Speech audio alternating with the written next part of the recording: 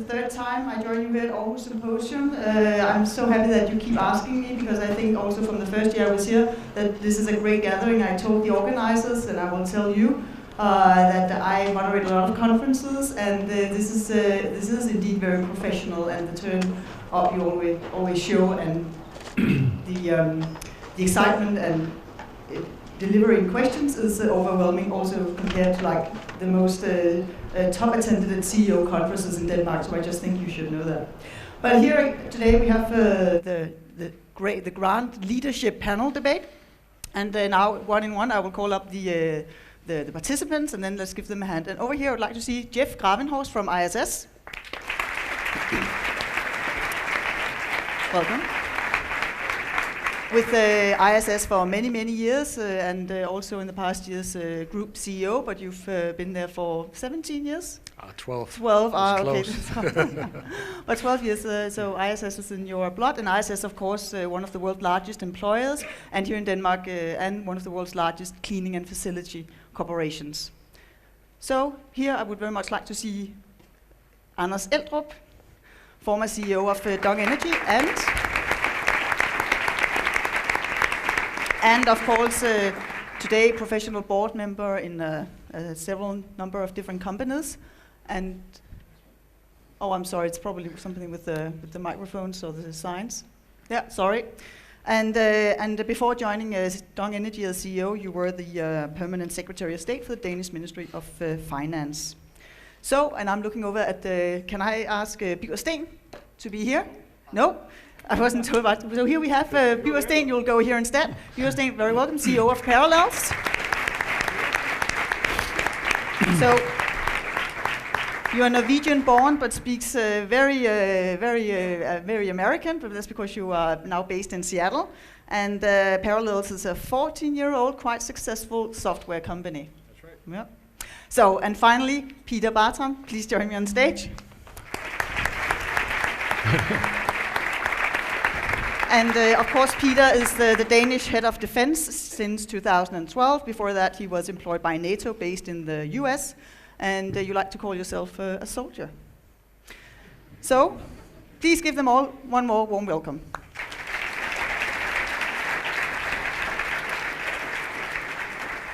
And again, yes, you know the pigeonhole system, so just start typing in there and we'll get back to it in just a short while.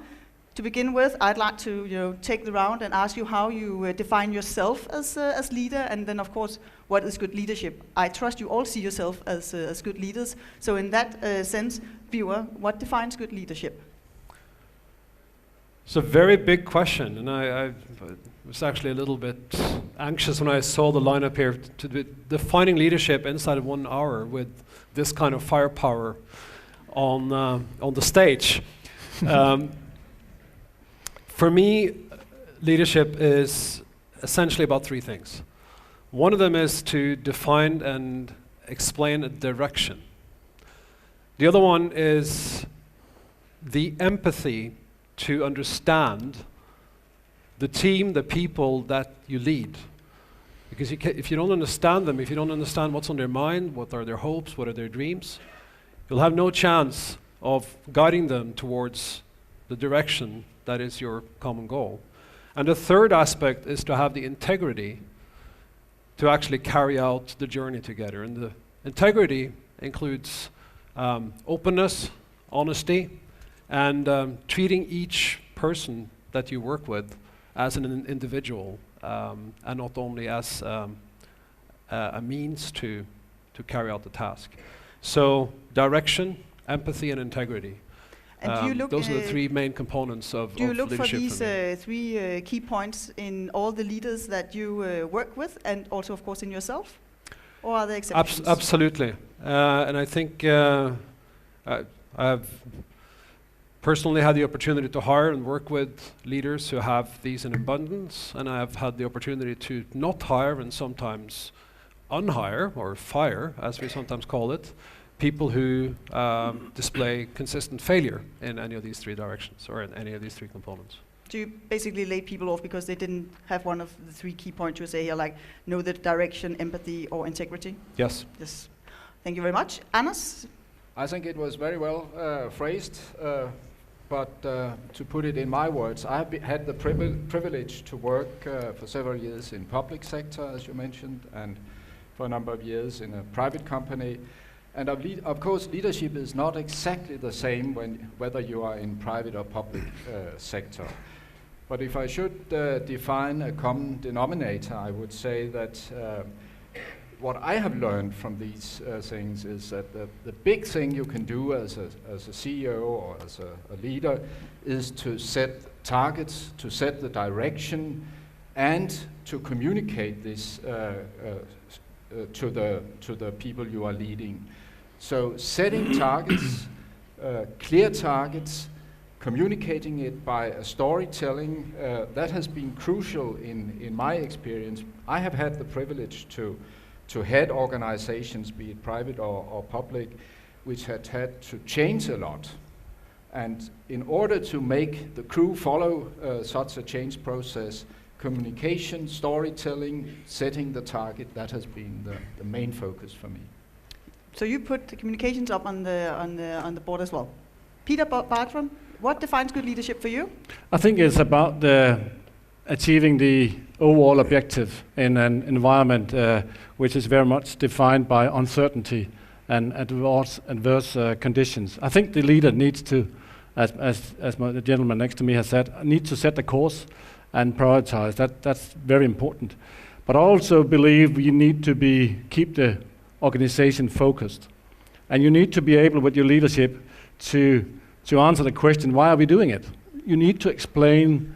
You need to set up some kind of narrative and explain why we are doing it. It needs to make sense to the individual. Why are we moving in this direction? Why are we making a turnaround? This is the leader to answer that question. And that's also very needed in the military, in the armed forces where you are? Oh, very much. If you want people to move forward, and they know that there are people out there who might want to kill you, they need a pretty good explanation why they should do it. Right. It's true, but still also maybe that's an old-fashioned way of thinking, but in the military you also do what you're told. You don't need to be told why. You're not having a ground group discussion. Well, should we go to the right or the left? You do what the general tells you. That's a good thing, by the way.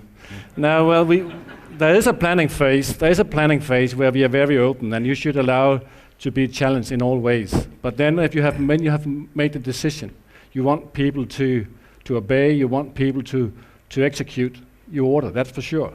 But you should, before you take the decision, you need to be open, and you have to distinguish. So, in the Danish military, 20,000 people today. Next to you, there's a guy who has 540,000, 30,000. 529. I think every time we meet you, it becomes lower and lower. I know, we're divesting some companies, but that's it. Okay, now, all right, but that's over 500,000 employees. What defines good leadership for you? I think we've said a lot of things up here already, and I of course concur to all of it. Maybe I can put it in a different phrase from my side. I think we have to remember that our job as leaders is one and one only. That is that we need to get more out of all of the individuals than the individuals could do on their own. So that's number one. That's direction setting, that's actually managing, and that's the managing part of our job. But it's not enough. Today you need to do one level more, and that's leadership. The managing part is actually quite easy. The leadership part is this common goal, the common purpose, living the common purpose of why we're doing what we're doing. And I know it's a cliche, and I know that a lot of people heard this before, but I keep using it. As leaders, we build cathedrals. We don't cut stones. And it does say everything. That is the sense that you can't actually learn anywhere, but you can teach yourself as you go along, via storytelling, via understanding purpose, and via understanding it's living human beings you're trying to actually get more out of than you could do on your own. So unleash the power of the human touch, you have to do that. Before I turn to your questions, I just need to do one more round, because as you already addressed yourselves, here we have public, we have private companies, we have people who've been in both. And also, it's a very broad range of branches. We have one of the young industries presented by Parallels, and then probably the world's most old business, or well, something that's prostitution, but I think maybe the army was I don't know which. Thank you for that parallel. Yeah. Thank you for that parallel. But well, never mind. So, how has leadership in your fields changed over time? I'm not going to comment on your age or anything, but you have been around for a while. And can you please explain to me, because just in the past few years, I think the whole management and leadership, just the word management, I know, Jeff, people think management is like a forbidden word out there because we don't manage, we lead. But can you please explain me in your different fields how it has changed over the past decades? Jeff, let's begin with you. Yeah, first and foremost, I have to say management is extremely important. I think it's actually an inward. It's definitely not an outward. Being leaders with a lot of big thinking and words and buzzwords and whatever it is, and being motivational is great when you're a motivational speaker. It's not enough when you're actually leading a company. So you have to be able to know what you're doing here as well. It's not enough to just get a little people clapping and cheering and whatever it is. You have to deliver results. So both is important. And I think the old world and the new world are equally important. We just got to mix it in the right way. It's not new to talk about empowerment, not at all. I mean, Jan Carlson was one of the big inspirations for me, whether or not it succeeded, but it certainly succeeded for a while. But it's been there forever. The cathedral thinking is not from this century. The fact that we're all human beings with a brain and want to actually contribute, that's a fact when you're born. The eager to do something for purpose is killed by bad managers. So it's about how do you actually get the old instructions combined with I actually do this because I know why I'm doing it, and because I know why I'm doing it, I will keep doing it even better. That's the key thing. So it's a combination of things. But there's still space for the old-fashioned management, as I hear you say. Birger, how does that work in your company? Do your IT engineers like for you to tell them what to do?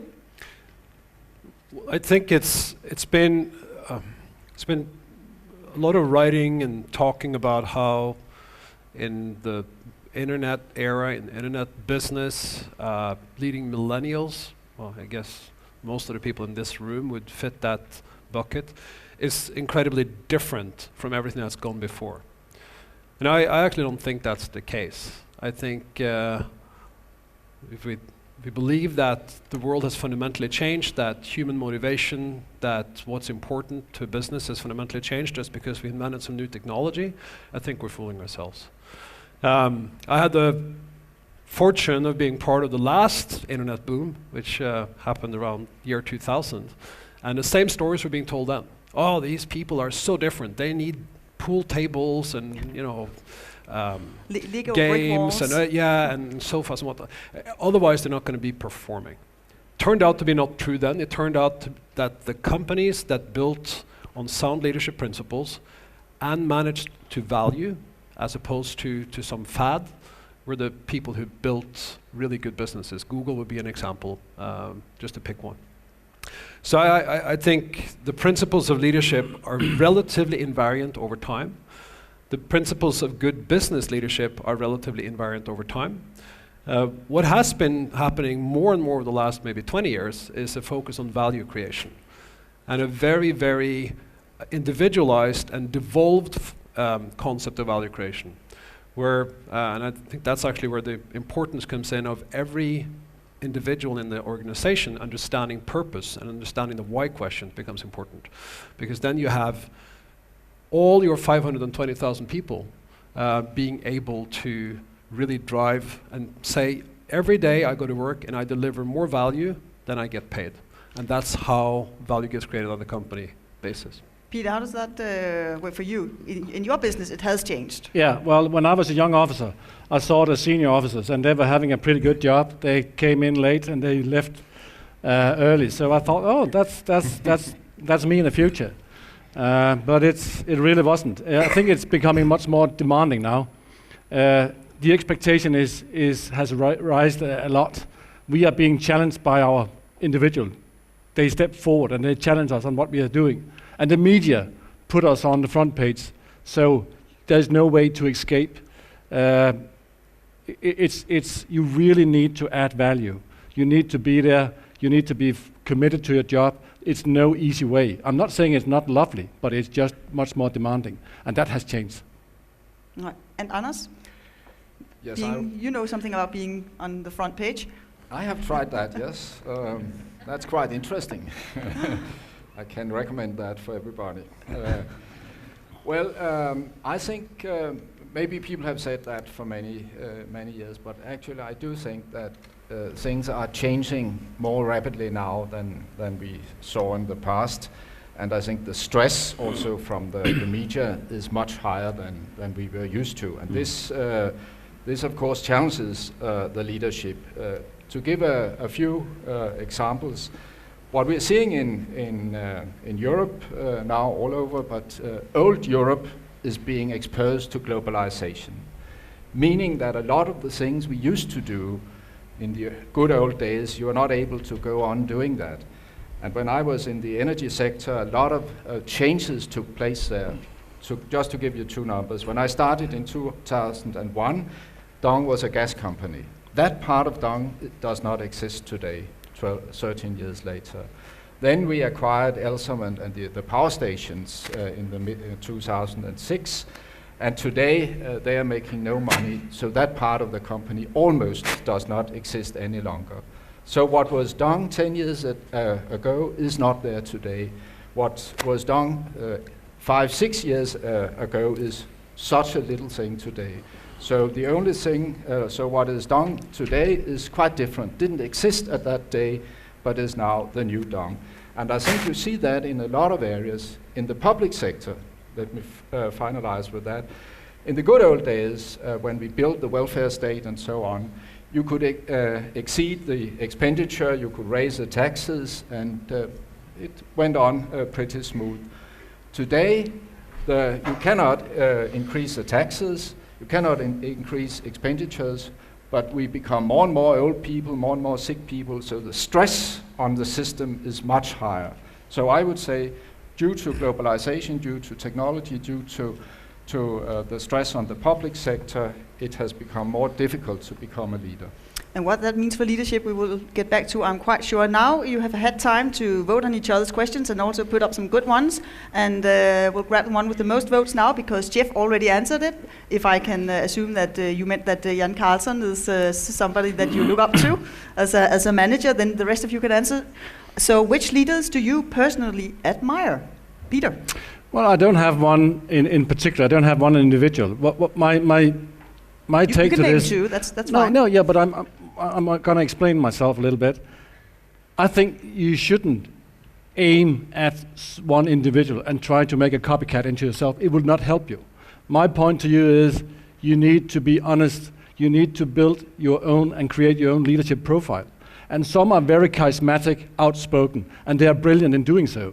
Others are more academic and their approach more reflecting, and they are doing a good job. And you will just fail if you are not outspoken, charismatic, and trying to be like that.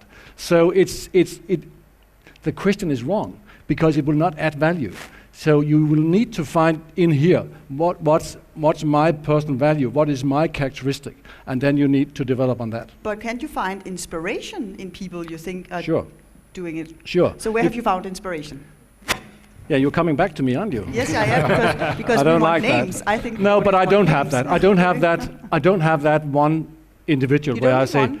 I don't have that name. Okay. When I meet people, I admire them because they are good communicators, they are brilliant, they are smart, they are clever, they do things. But it's not like I have that one single individual who gives me that wow effect. So I'm going to rephrase when I ask Anders, because I don't want the same answer. So Anders, which people, managers, leaders, have you met in your life that inspired you? I have met people who burn for what they're doing. And that is what has been most important for me to meet what we call in Danish, I don't know what's the English word, ildsjæl. People who really have a dedication and who work through water and everything in order to accomplish their tasks. Can you remember one you've met that you can share with us?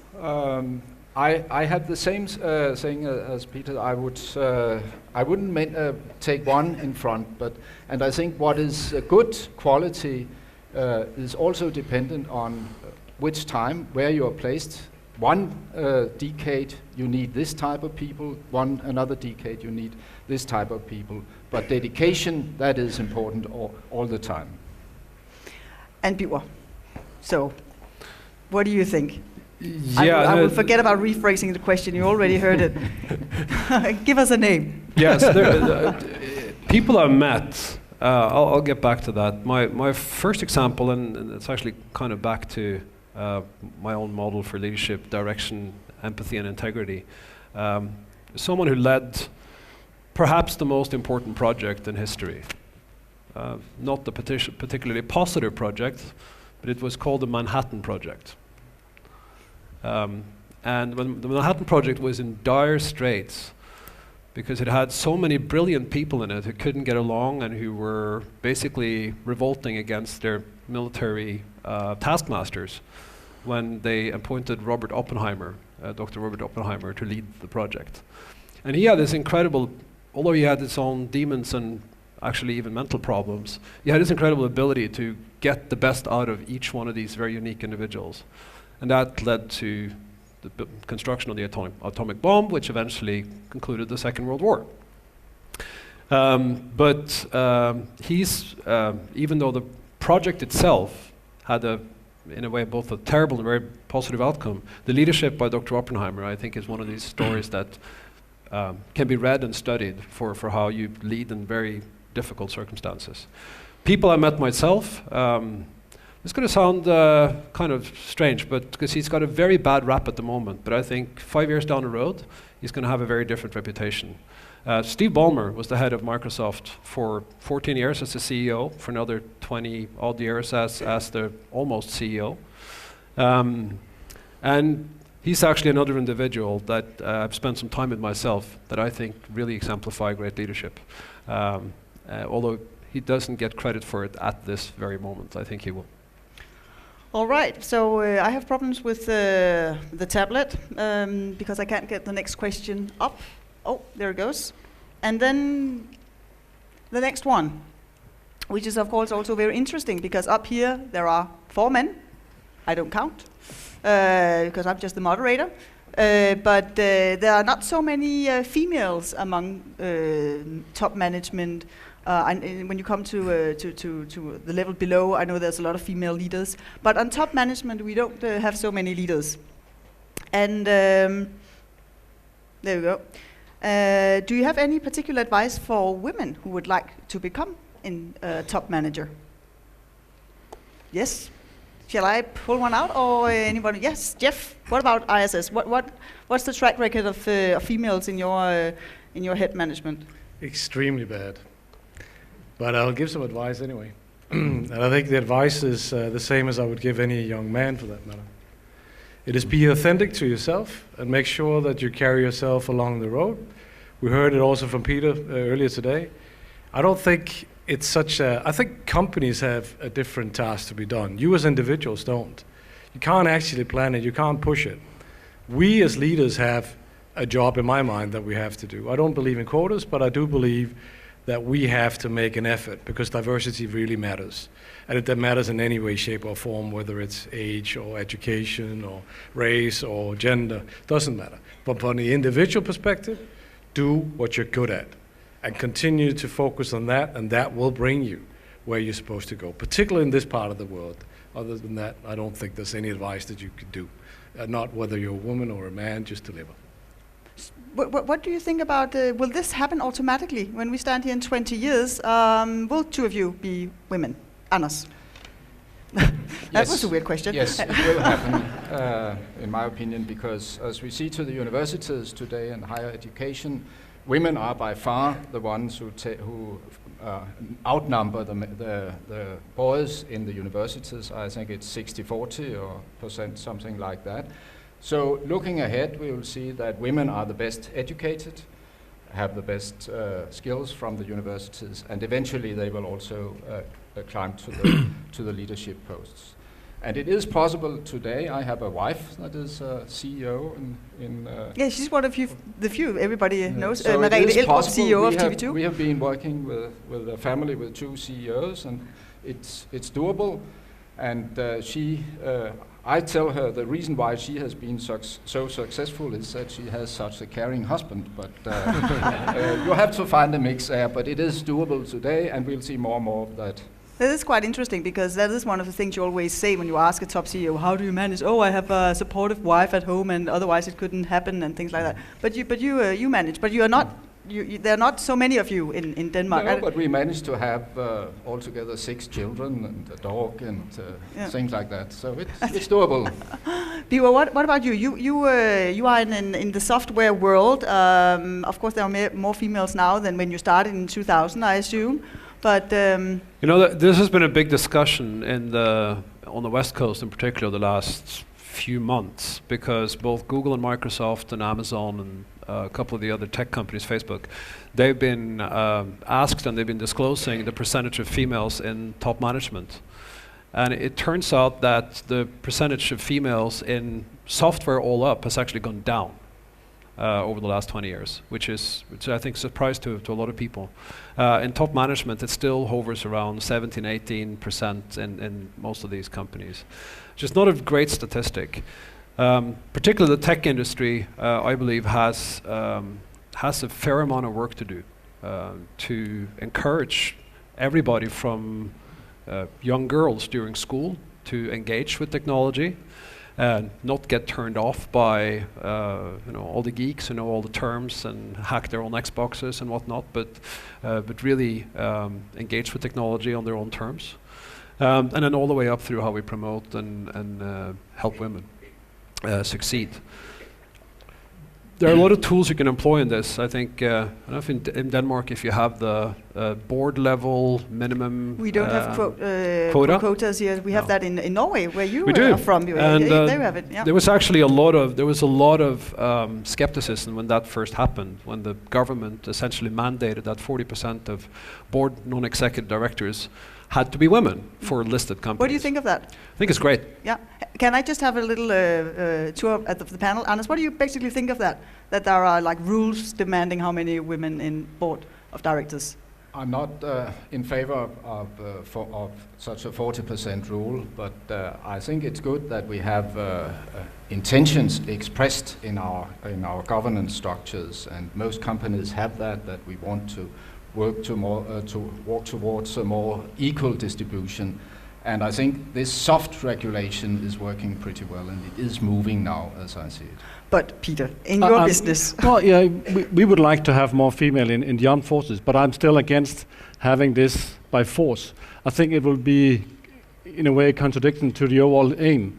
It will take time, and you would want that to happen tomorrow. But I think you should wait, and women will be there. And in some decades, we will defending men's position in boards because so much going on. 2 days ago, I talked to Dr. Shaika Al-Maskari in Dubai, and she was the first CEO in United Arab Emirates, and she is now running several multi-billionaire companies. And she was attending a World Congress on females, business potential. So there's so much. It will come. It will take time, and we shouldn't force it by rules. It will be counterproductive. And Jeff, you already answered it. So we have a question here that's had many votes as well. I'm going to put it up. I think we already tried to answer it, but since it's up there, maybe we weren't exactly clear on it. So I'm going to put it up just to be absolutely sure that we addressed it full. The changes in leadership, like if you had to be very specific and just give me one key word in your lifetime career, what basically changed? You think is the most important keyword that changed in being a leader in the past decades? Yes, Peter. Communication. You need to be a good communicator. Jeff. Yeah, storytelling. That was Anders' word, I think. Anders. So I'll invent a new one. Yeah. I think you have to be even more pushy on the strategy because the world is changing, as I mentioned. So this setting the direction in a changing world. But then again, you can't really make the 10-year strategy anymore. So you make strategies all the time. Right. Yeah. All right. Birger? I'll give you one word, but I have to be able to explain it later. You have to be Danish. You have to be Danish. Okay, you're allowed to explain it now then. I hope more than me don't understand what you mean. Yeah. Used to be 20 years ago, at least when I started working, that if you were American or French or Japanese, you had the safe career in big multinationals that were based in one country and basically ran the world with that country's mind frame. That's gone. Most global companies are now truly global. And they're filled with people from all over the world.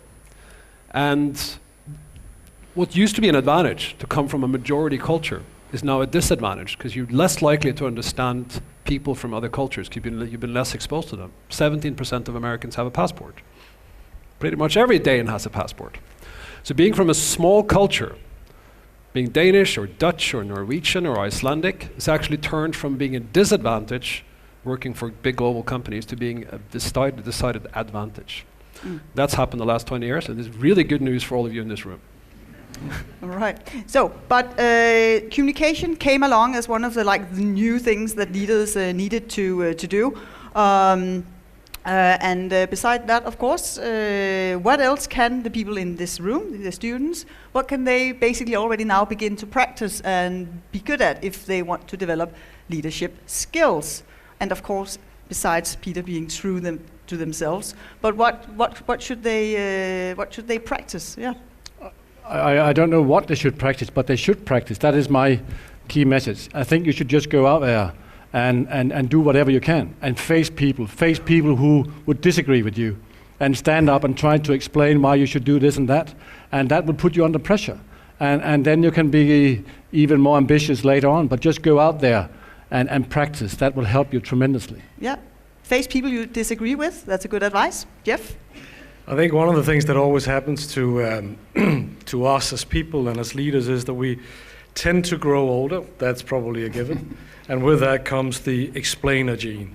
That means you come from a world where everything is exploration into a management world where you have to explain why there are differences between what you promised and what you're delivering. And instead of looking for exploring, you're looking for explaining. So it's an attitude thing. And I think the more you can keep that gene inside you of saying, I'm here to explore from I get born till I die, the more fun life will actually be, even including business reviews, because they will be there. I'm quite certain that they will be there forever, because we have to make a shareholder value. But the day where all business managers and leaders sit around and say, okay, I didn't make it, but you know what? There is an opportunity in this, as opposed to the explanation was that the sun went down too early or whatever it was. Don't know what it was. Get that gene in. Half full, not half empty. Come up with solutions. Positive energy. Yes. Anders, what can you practice at home? I would catch up where Peter Tuborg left, saying that if I was in the audience here as a young student, I would be pretty careful to get some experience outside Denmark.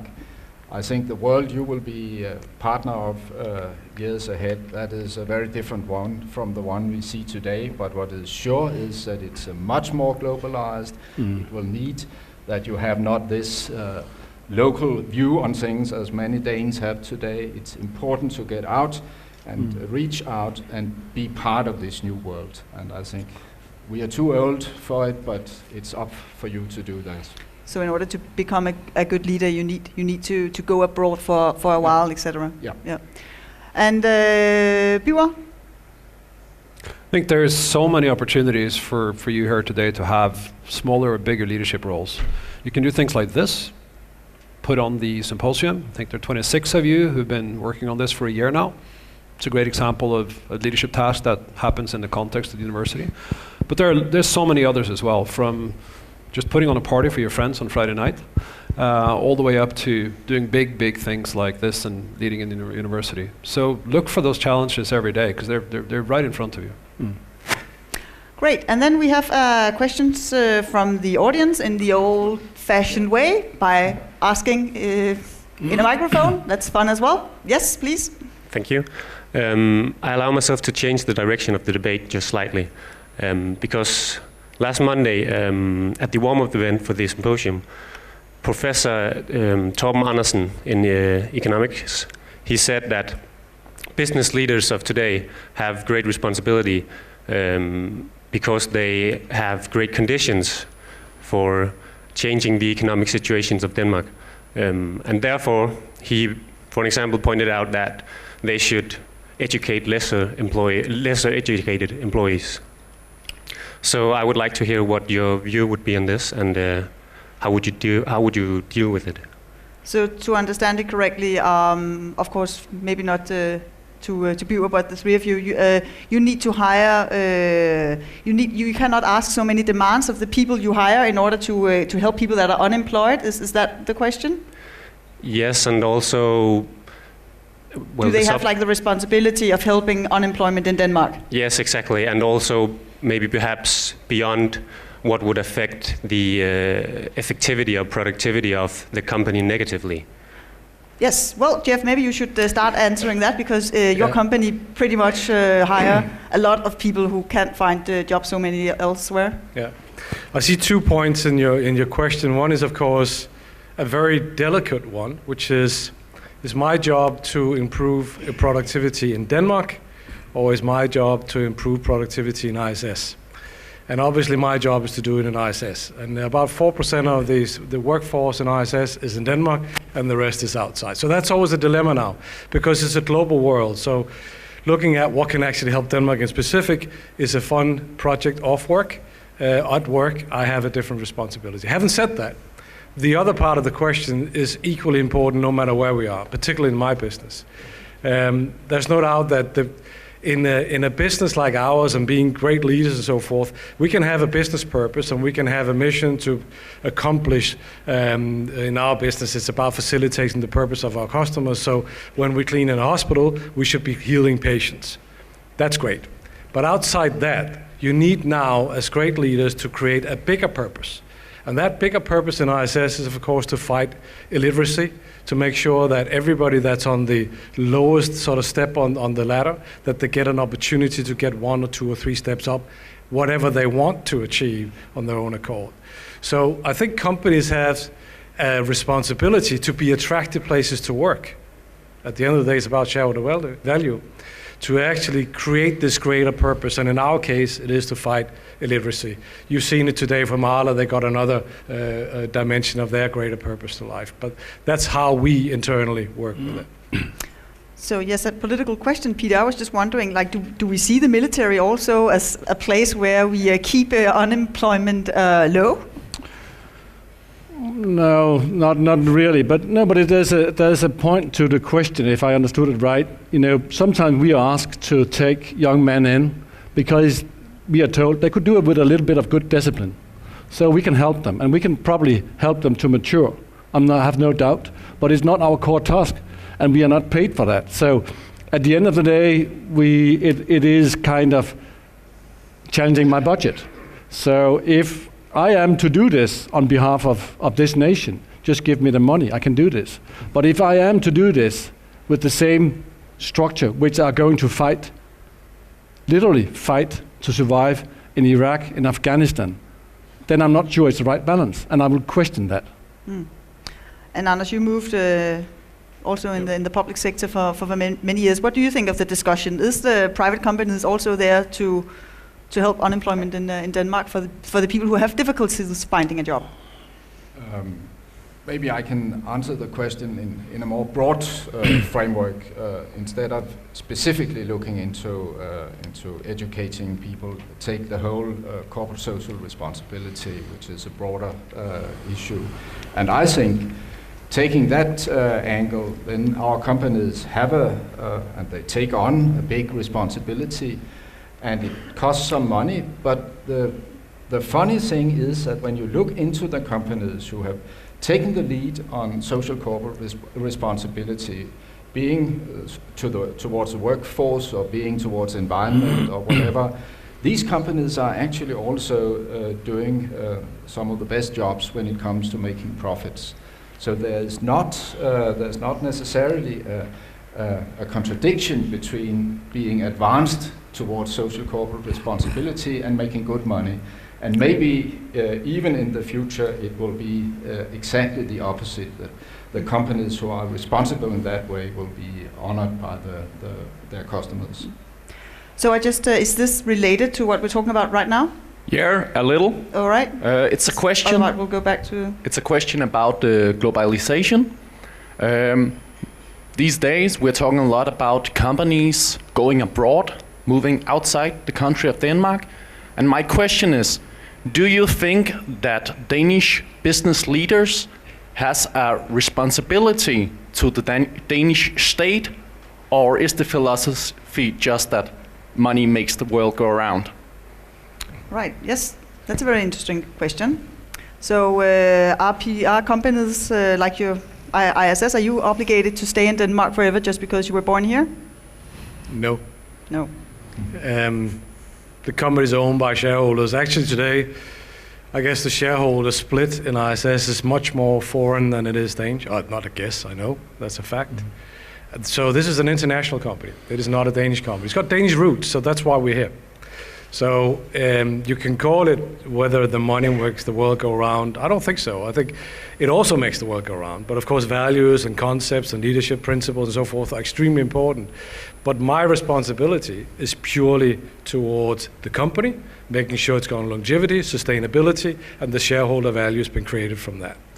So whether that's placed in Denmark or in Timbuktu, I'm sorry, it's my responsibility. Having said that, we're still here. Our head office is still here.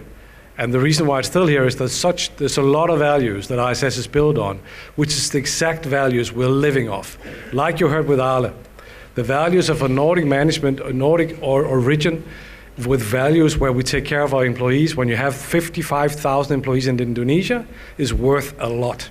We got 55,000 people in India, so that value of being Nordic, maybe even Danish, actually sells a lot of products out in the world. So yes, it's probably the latter, but luckily Denmark does have a good reputation.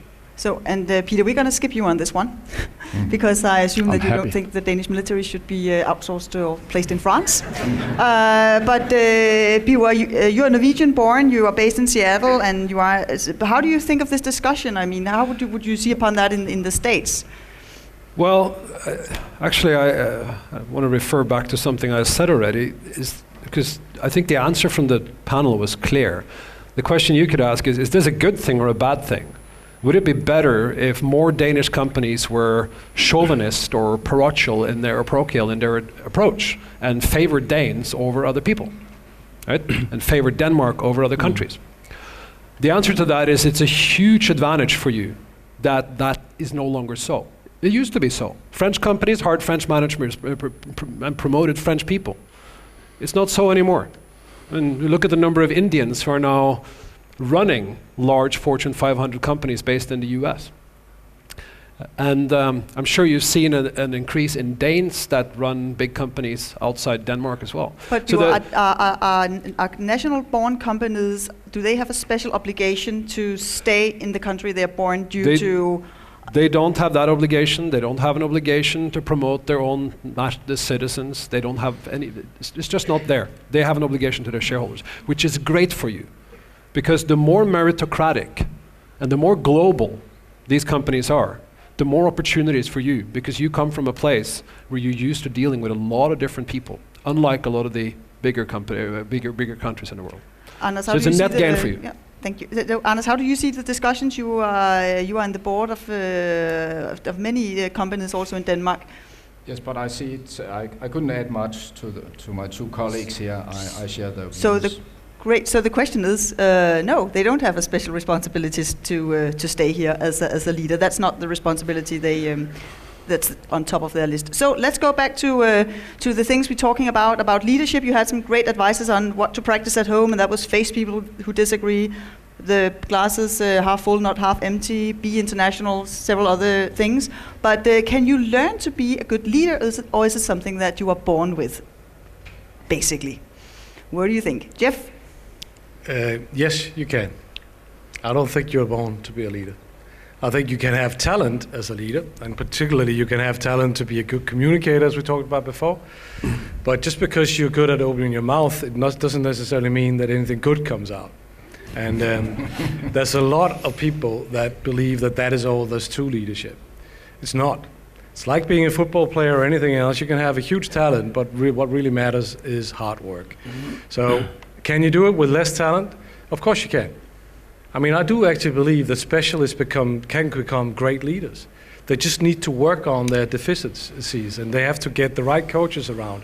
And then it's a different management structure around them. The leadership team around an introvert, it can actually compensate for that. So I don't think there is one type of person. You can learn it, absolutely. And remember, it is a discipline. So even if you're great at it, keep learning. You can get better. Yes, Peter, what do you think? I tend to disagree with Jeff because I think of course you can learn, and of course you can improve.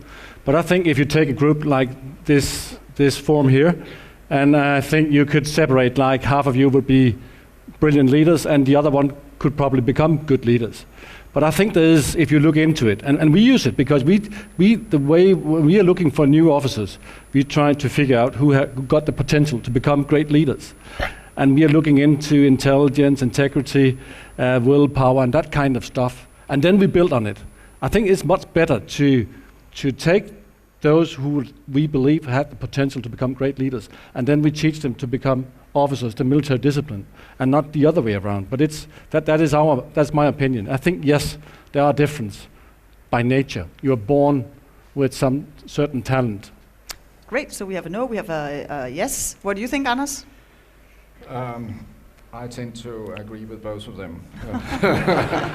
But I think to put another angle to this, that one of the most important things for a leader is that he has the ability to gather clever people around him.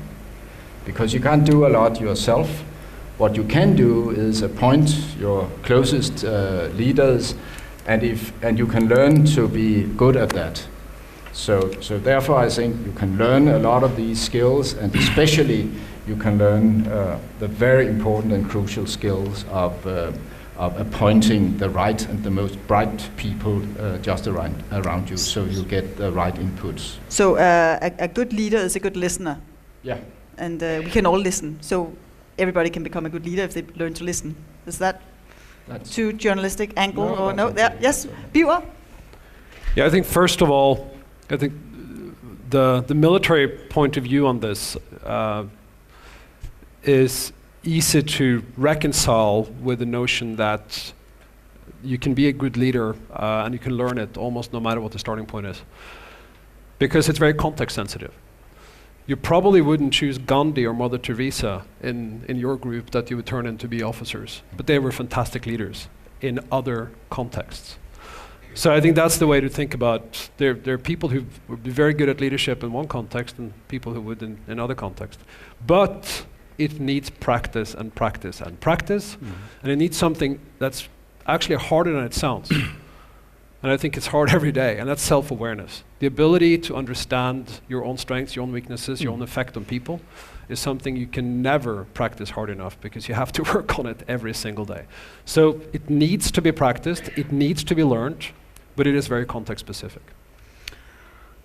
All right, so whether you were all born for it or not, you are all in top management today. And now the question is, basically, did you choose to become a leader at some point in your younger years, or did it happen accidentally? And also, I'd like to add, to put it together with another question that I have down here, and that is, at what point in your career did you realize that this was the way it was going, and that you had the potential in you? So was it something you choose, and where did you realize this is what I'm actually about to do? Who would like to start? Peter? Yeah, I can. I had two ideas. Either I would sit here like you, studying in university, or then came this idea. And I was coaching sports clubs. I was among people. I had difference in my school days, high school. I became across, got small leadership roles to play, and I realized this was actually challenging, and I was good at it. People listened, and I was feeling good about it, this interaction. So I thought about it. Well, I need to find a place where I have this leadership, and I would like to have people around me and see if I could talk them into and create a kind of atmosphere, and then make them move in a certain direction. I like that. How old were you at that time? I think it was about 17, 18. 18, yeah. And then that was where you realized that you were able to do it, and that's also where you choose that you were going to go for the top. I thought this, in the army, we have people around you. You are given a responsibility as a very young sergeant, and just go out there and experience it. And even though I noticed that some officers, if they later on they could go and swap to the civilian companies, so it wouldn't be an either or. I could actually, if I wouldn't like it years to come, I could probably go into the civilian companies. But I've been there ever since. Mm. Anders, you became the permanent Secretary of State. When was that clear to you that this was going to happen? When did you decide that? Yes, I never decided. Actually, it just came around that way. So I would say. I don't know. Should we believe that? Because I heard from people working in the Ministry of Finance, and that's a pretty tough environment. Yeah, sure. I started there many years ago, and when I started, I had an ambition to lead a small group. That was what I was looking for. I didn't have a plan that I should, and I never actually believed that I should end up as permanent secretary, which is the top job. But I went for the small leadership in the small group, and I liked that. And then I would say it was to a large extent, it was coincidence, and things developed that way. It was not due to any plan at all. Mm. But of course, the day I put in my application for the job as permanent secretary, that day I had the dream. You realized but it, not much before. All right. Pivo, what about you? What's your story? Yeah, I don't think I thought of myself as a leader until probably 5 or 6 leadership jobs into my career. If I start from the first band that I formed and the rock club that I started and the student association I chaired, this was stuff I did because I loved it. Yeah, but so you were a young leader, you were in the school. Yeah, but I didn't think of myself in that way. I thought of myself as somebody who loved playing music, loved listening to music, loved travel, and therefore I did these things. And how old were you when you formed your rock band? 12, 13. Right, yeah. okay, yeah. Yeah. So when did you realize, hey, maybe I'm a leader, maybe this is what I'm going to do? 15 years later, maybe. 15 years later, okay. Yeah. That's a bit slow. What I'm a bit slow in that sense. Bad self-awareness. I'm trying to get better at that. And Jeff, so. It's a hard one to answer, but I don't think I ever realized it, to be honest. It's a bit strange when you have 521,000 people working for it. Do you realize it today? Do you know it today? I understand that, but it's some things that happens. I mean, I love working, I love taking responsibility, and I just love to get in the middle of things, or most things. Some things I'll just keep out of, and obviously I won't get leaders in that. So it's about staying true to yourself and just continue to do what you enjoy, and then what comes along. And I've actually changed careers. I mean, I've jumped from one position to up or down the ladder. I don't really care what people think. I do look inside. I look at myself, and I think, can I do this? Yes, I can. Is it a leadership job? I never asked that question. Never, ever. I never aspired for it. I aspire for having fun. And I aspire to stand here and hopefully have some sort of impact on you going forward in the future. That's what I like. And that is probably leadership, but I never took a decision. And also, one more great questions from the audience. When you're a good leader, can you change branches and then automatically become a good leader in another company? Or are you kind of growing into the DNA of a certain organization or company that you are with? So, or is it something you can take with you? Is this a formula? Yeah, Anders? I would say yes, you can change, and I'll do it because I did change myself. So I had this long experience in the Ministry of Finance. I think it worked out very well. I'll talk about that in a moment in another audience. And then I decided after 25 years actually in the Ministry of Finance that now I wanted to become a businessman. And so I did that, and I think I had some success with that. And you think, let's see if you will answer it honestly, but when you came to Dong from the Danish Ministry of Finance, did you feel that the leadership you practiced in the ministry, that you could just, copycat it over on Dong? Some of it was new, of course. This about the numbers on the bottom line. That was a different game. For instance, communicating. I get that's a big difference. Communication and getting people to follow you and making a strategy for that was the same tools that I used in the ministry. All right, Peter. Could you go into a private company? I know that that you've been tested for this, and you could basically the test says you could go into a private company. I think I would agree with Anna that you could do this, and I think you have so many great examples that people really swap the disciplines, and the strategic leadership, is definitely the same. But I guess if you're moving into a company, an area where you're less familiar, you would, and great leader will do that, will be a little bit more humble, and they will make sure that people that get around them, like Anna said, will kind of cover for that, and they will make their own introduction program. They will be smart enough to adapt, and shortly they will be flying. And so basically, yes, you could do it. I can have a little story from the real life. This spring I was with Jørgen Vig Knudstorp, also an earlier attendant here at the Aarhus Symposium. I was with Jørgen Vig Knudstorp in China, of course the CEO of Lego, and we talked about this, him changing jobs because it would be rather easy for him to get another job somewhere out in the big world. And he basically said that he didn't want to do that, and he also said, you know what, Nina, I think maybe I would be a clown in another company. And I think that was very honest of him to say, and because he's so much passionate and he's so personalized into the Lego brand. What do you think of that? It felt really, really true when he said it. I was like, oh yes, sure, yeah, you would be a clown in another company. But what do you think? Jeff, what about you? Could you go out in a totally another branch and run it as successfully as ISS? Only if I have the passion. And I think that's what he's talking about. If you can create, I need the passion. I need to like what I do. I need to have respect for it. I mean, getting up every morning again and helping people getting a job and being able to actually get bread on the table is not that big purpose in Denmark, but it is in a big part of my organization. I am extremely proud of that. And that purpose, of course, drives all the energy. And I can do that in other companies, obviously. I could do that, but I had to have the passion. Otherwise, I wouldn't feel for it. I think the one thing, though, that we have to remember, and that is about the clown public.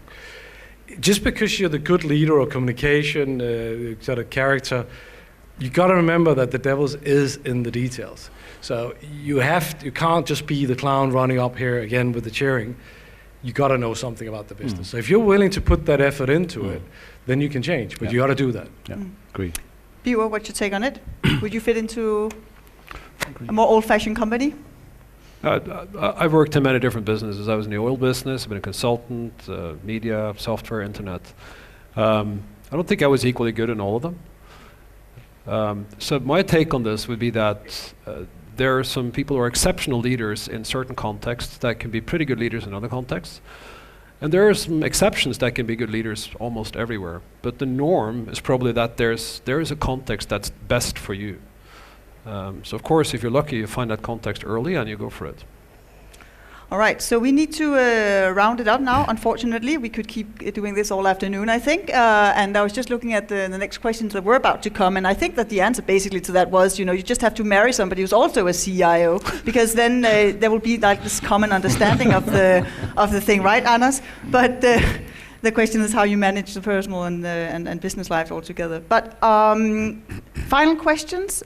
You have all been asked to come with one advice that everybody in here can take with them home. You've already come with some good ones on what to practice at home. But if you had to come with one advice from your experience, from your time as leader, for leaders of tomorrow, what would it be? And Birger, should we start with you? Yeah. One advice. One piece of advice. I think it's been said already, but practice every day, because there are opportunities in front of you every single day. So practice what? Leadership. Leadership. There are leadership opportunities literally around you every day. I was sitting by... So basically what do? You try to see if you can get a group with you down to lunch or something? Actually, yeah, I was just reflecting on this, because I was sitting down with my neighbor. He's an ex-Microsoft executive, and his 13-year-old daughter decides that she literally wanted to get, I can't remember what it was she wanted to get done. She wanted to get out on the lake with a boat. And she says, okay guys, let's motivate here and get this mess cleaned up so we can go out on the lake on a boat. And that's a 13-year-old that's exercising leadership in her family. So that's the very micro level. And then you have these that we discussed already, and then you go all the way up to what you see on the stage. But they're there every day. I can see that very, very easily getting completely annoying for everybody around you. But yeah. Well, she doesn't do it all the time. She did it then, and she got out where she wanted to go, on the lake, on the boat. If she just said, "Dad, I don't want to go on the lake," wouldn't happen. It wouldn't have happened. Yeah. Anders, one piece of advice. Yes, to frame it shortly, I would say be dedicated to what you do, and be sure that it's in parallel with your own values. I have asked myself a number of times if I ever was asked to be the CEO of a tobacco company. Would I haven't been asked, so it hasn't been that difficult, but would I accept such an offer? Imagine the wages were high and everything was nice. Would I imagine such a job? I hope I would say no, because it's not, I don't think it's so good to work for things that is against people's health and things like that. So be dedicated to what you do and make sure it's in accordance with your own values. Right. Your wife might get the CEO job then. We'll talk about it. All right, Peter? Well, I would agree to what Birger said about the practice. So my next one will be to create your own leadership profile.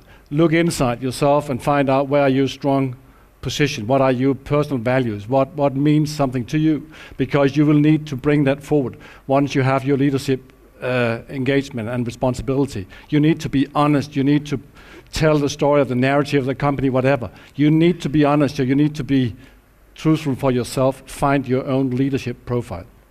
And Jeff? Yeah, be authentic, but that also means if you're not a leader, don't become one.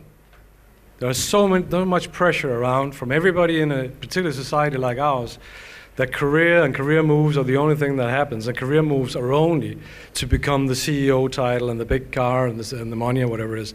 I've seen so many miserable people being CEOs around the world. Don't become one.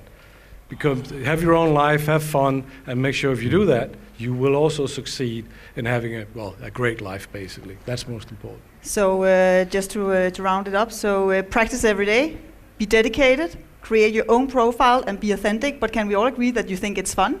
Absolutely. Absolutely, yes.